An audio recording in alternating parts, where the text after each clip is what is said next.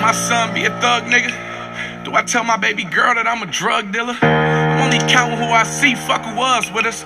Me and my bitch wanna be faithful, but we love bitches. Hey, can't understand it, so I can't explain. They love me all over the planet, though I can't complain. Hey, shit changed, man, it ain't the same.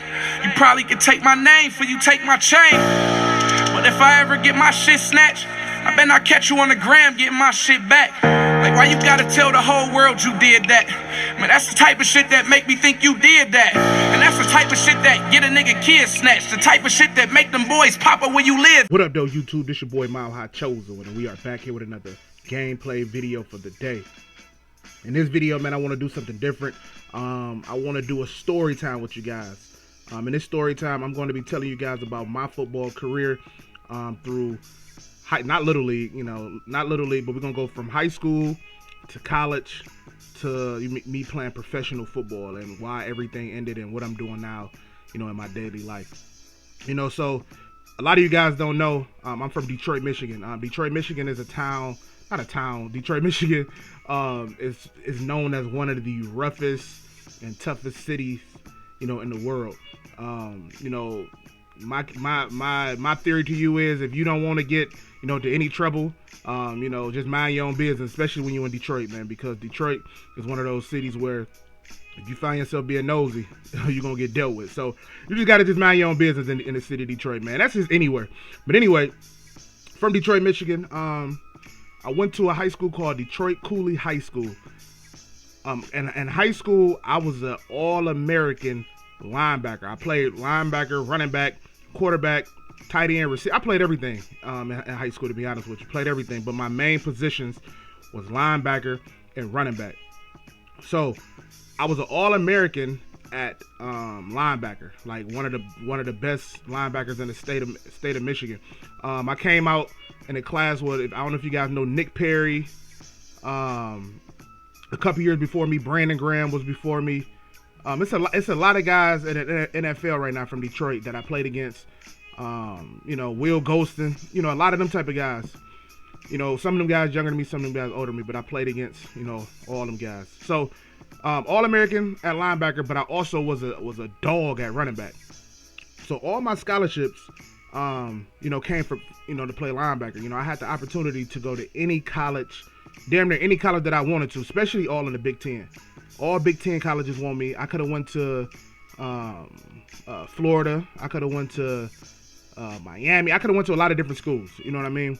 So me not having, people in my background who know football and understand like the ins and outs, if you don't pass ACT, partial qualifier, getting red shirt. I didn't have them people in my corner or in my family, in a sense, who can guide me through the way. So basically, I was making decisions on my own. So I end up wanting to go to Michigan State. Now the thing is, Michigan State wanted me to play running back, because this was around the time they had a coach. I want to say his name was Coach Enos. Don't quote me on that, but he was a running back coach for Michigan State, but he ended up leaving, I want to say like a year or two later, and went and got the head coaching job at Central Michigan. I want to say his name was Coach Enos, but anyway, he wanted me to come out there and play running back. I just wanted to go to college and play some football. You know what I'm saying? So anyway, my mindset was going to Michigan State to go play some running back. So I was going to leave linebacker alone, which was my best position. They just needed a running back. You know what I mean? That's all it was. They just trying to fill the void, just try to get a running back. But anyway, I was about to go to Michigan State, got my mind all ready for Michigan State. Come to find out, when they told me I was going to be red-shirted and I wasn't going to be able to play my first year, to me, that sounded foreign to me. I didn't know anything about red shirt. I didn't know anything about anything. Only thing I knew was I wanted to play my first year. So when I heard that, I said, no, I'm straight. You know what I mean? In my mind, I'm like, I'm straight. Wayne State called me, telling me everything that I want to hear. Wayne State is a school based in Detroit, Michigan. They are a D2 school as well, but they are a powerhouse D2 school. They called me and said, hey, we want you to come play. You're going to play your first year and this and that. Moral of the story is, come to find out, I didn't play there neither my first year. Come to find out, I didn't know how important these ACT tests was. If you don't pass the ACT test, you're not eligible to play your first year of college football. again, I took the ACT test twice. I got a 14 on both of them. I'm not a good test taker, but I had a 3.5 overall graduating high school. So in my mind, I thought that everything communicative put together, I was going to be eligible to play. Come to find out, I wasn't able to play no matter what school I went to my first year of college. And again, by me not having them people in my background telling me that and knowing that, I probably would have just stayed at Michigan State, because anywhere I went, I wasn't going to play anyway. But anyway, like I said, so my first year of college was just a straight disaster at Michigan at Wayne State. My father, ended up passing from colon cancer, and then I ended up getting sick 2 months later to the point where I was on my deathbed, which is a whole nother story time, for another day. So to fast forward, I knew that I needed to get out of there and start over fresh, because my grades was terrible there just due to me being sick. Had a lot of incompletes because, when I got sick, I had to drop a lot of my classes. So I was behind the 8 ball drastically. So I got up, I went down, I drove maybe like 3 or 4 hours to a city called Grand Rapids, Michigan. Grand Rapids, Michigan had the best junior college that you can think of, called Grand Rapids Community College, coached by one of the best coaches I ever played for, Tony Anise. If you guys, don't know Tony Anise, he is the head coach at Ferris State University, one of the best coaches that I ever played for. So I ended up playing down there, balled. When I say balled, I balled. Ball like crazy. Ended up getting my same exact looks that I had from college back. They found me again. Now I'm back at square one again with highly recruited. Now I got Division II schools looking at me, major D1 schools looking at me, and things of that nature. But everything come back to full circle because my grades wasn't up to par. So it seemed like I'm always dealing with the same thing. My grades wasn't up to par because, remember, I got sick. I had to drop all my classes. I didn't meet the requirements, the 2.5 requirements. No, the 2.0 requirements at certain schools because my grades were so low. Let me reiterate that. It wasn't that my grades was too low, because evidently I had a 2.0 or higher because I played 1 year. My first year at the community college. Is that my grades that I had from Wayne State and the grades, in the classes that I was taking at Grand Rapids Community College, they wouldn't transfer to these 3 schools who wanted me, these 3 big schools who wanted me. So by them grades not transferring, I wouldn't have met the requirement to play my first year at their schools, because none of my grades that I had would have transferred, to that school. If that make any sense. If you guys play football, you know what I'm talking about when it comes to the transfer rules and grade transfer and things of that nature. So what I told myself is, I'm like, all right, bet. I'm gonna play 1 more year of JUCO football. JUCO football is community college football, junior college football. I'm gonna play 1 more year. Get my grades together so I ain't got to deal with this. You know what I mean? Get my grades, do all the classes I need to take so I ain't got to deal with all the nonsense no more.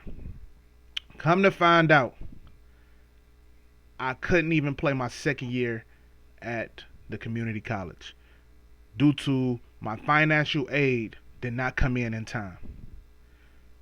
Like, the coaches tried to do everything that they could. They tried to speed up the process, but my financial aid did not come in at time. Now, this community college, they did not have scholarships and things of that nature. So everything was just based out of pocket and also financial based. And when I didn't get my financial aid in time, that hurt me. So again, I'm sitting out another year of football. If you're paying attention, I only played 1 year of football out of 3 years. At this point, I just want to quit. I don't even want to play football no more. I see football on TV. I'm getting mad. You know what I'm saying? Like, just second guessing myself and things of that nature. You know what I'm saying? It's just the worst feeling that I ever felt, like just heartbroken. I'm still taking classes though, online and things of that nature, paying money out of pocket to take classes online. But because I really want to get back into school, but I just really want to quit. To be honest with you, if it wasn't for football, I probably would have never went to college. I probably never would have graduated from college if it wasn't for football. I'm just keeping it a buck with you. You know what I mean? So, a year went by. Not a year, couple months went by. A blessing in disguise. A school called me from Minnesota, University of Minnesota Crookston, a Division II school. They're not that good, but they got a good culture, decent environment and things of that nature. Not a big school, but it's football. Division II school, but it's football. Playing against powerhouse. I went against Adam Thielen, the dude from the Vikings. His last name Ham. It's a lot of D2 schools that I played against that's players in the NFL. So, played there. I played 3 years there. Played 3 years there because my clock, I still had 3 years eligibility left. So I played 3 years there. Ended up going All-American there. I won all conference there. Broke all type of records there. So now I'm fulfilling everything that I want to do playing football. My talents is finally being showcased and things of that nature. Balled out of control. Like I said, All-American, winning all conference, breaking tackle records, doing everything I need to do. So my last year come up, I end up getting a freak injury. I end up tearing my ACL and my MCL in my leg. So around this time, I got an invite to go to the Minnesota Pro Day. The Minnesota Pro Day, I got an invite. The thing was, I wasn't able to participate in the Minnesota Pro Day because my leg was messed up. So, a lot of things that happened to me, you know what I mean? Me not playing football for a certain amount of period of time. When I finally get an opportunity to play football, now I'm getting injured. You know what I mean? So, with all that being said, I still graduated college. I got a degree in criminal justice. I became a social worker.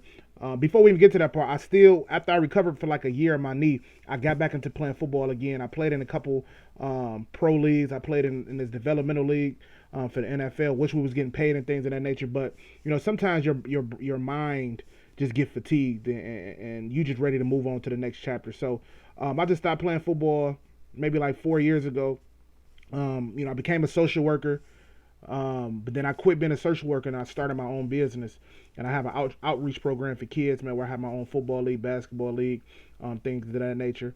I have my own production company and things of that nature. If you guys like watching movies and things, you guys can go to my other YouTube channel called Power Movement Detroit, man. We just getting started on that. I got 2 movies out on there already with a couple other like funny sketches and things of that nature. But, football was everything that I wanted to do. I am a coach right now, high school coach, little league coach, and everything. So I'm still in, the football field and still in the football spirit. But that's just my story of playing football, man. And happy that I did get a degree.